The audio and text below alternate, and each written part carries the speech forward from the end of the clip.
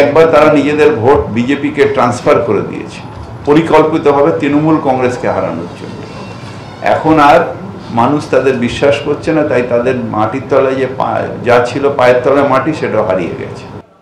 নিঃসন্দেহে আজকের দিনে তৃণমূল কংগ্রেসের কাছে সবথেকে বড় প্রাপ্তি হচ্ছে মাদারিহাট বিধানসভা কেন্দ্র বিজেপির কাছ থেকে ছিনিয়ে নেওয়া। 98 সালে তৃণমূল কংগ্রেস তৈরি হওয়ার পর আজ পর্যন্ত সেখানে ঘাসফুল ফোটাতে পারেনি তৃণমূল। এই প্রথমবার তারা মাদারিহাট বিধানসভা দখল করলো এই উপনির্বাচনে। আর অন্যদিকে ভরাডুবি হলো বিজেপি।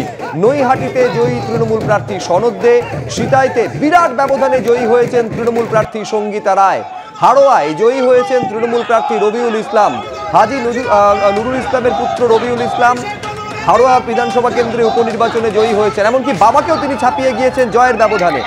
মাদারিহাটে জয়ী হয়েছেন তৃণমূল প্রার্থী জয়প্রকাশ টপ্প, মেদিনীপুরে জয়ী তৃণমূল প্রার্থী সুজয় হাজরা এবং বাঁকুড়ার তালডাংরায় জয়ী তৃণমূল প্রার্থী ফাল্গুনী সিংহবাবু।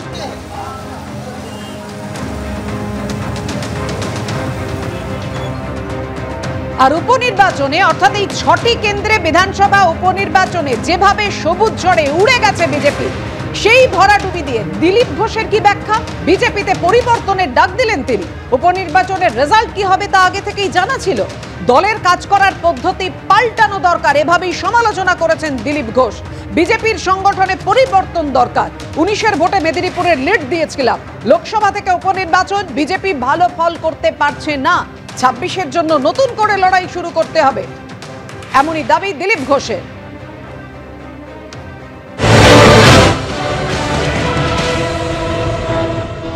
পশ্চিমবাংলায় উপনির্বাচন হবে আর রেজাল্ট কী হবে এটা আগে থেকেই জানা যায়। 70-80-90% ভোট ওই সরকারি পার্টি পেয়ে যায়।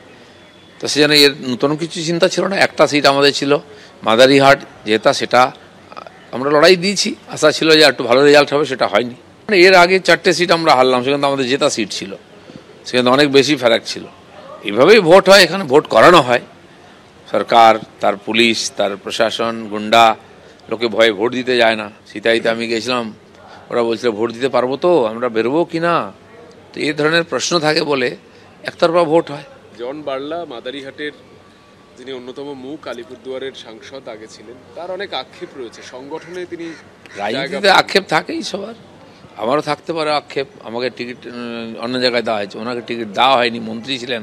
তো স্বাভাবিক মনে সবার কিছু ক্ষোভ বিক্ষোভ থাকেই, কিন্তু যে পার্টির নেতা বানিয়েছে সেই পার্টির স্বার্থ তো সর্বোপরি। জনবাল্লা ফ্যাক্টর নেই, ফ্যাক্টর হচ্ছে বিজেপি। মেদিনীপুরে কখনো আমরা বিধানসভা জিতিনি, একবারই লিড পেয়েছিলাম যখন আমি এমপি জিতেছিলাম 19 সালে, তখনই মেদিনীপুরে আমরা লিড পেয়েছিলাম। তারপরে বিধানসভায়ও লিড পাইনি, লোকসভায় এবারেও লিড পাইনি, সেটা আমাদের সিট ছিল না। হ্যাঁ, সেখানে কর্মীরা লড়াই করেছেন সবাই।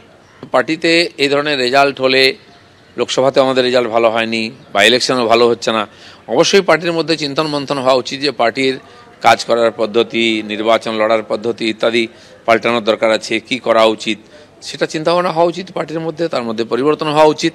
আমাদের এখন পার্টিতে নতুন করে মেম্বারশিপ চলছে, তারপরে পার্টির সাংগঠনিক রদবদল হবে, আর তারপরে নতুন করে 26-এর ইলেকশন নিয়ে আমরা লড়াই শুরু করব, তার প্রস্তুতি হবে।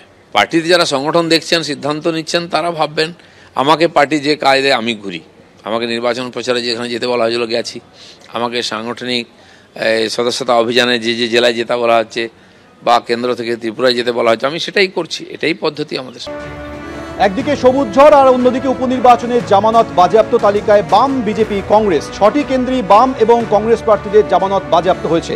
কোন কেন্দ্রে বিরোধীদের কত পার্সেন্ট ভোট আপনাদের জানাবো। সিতাইতে বিজেপি পেয়েছে 16% ভোট, কংগ্রেস 4%, ফরওয়ার্ড ব্লকের প্রার্থী 2%।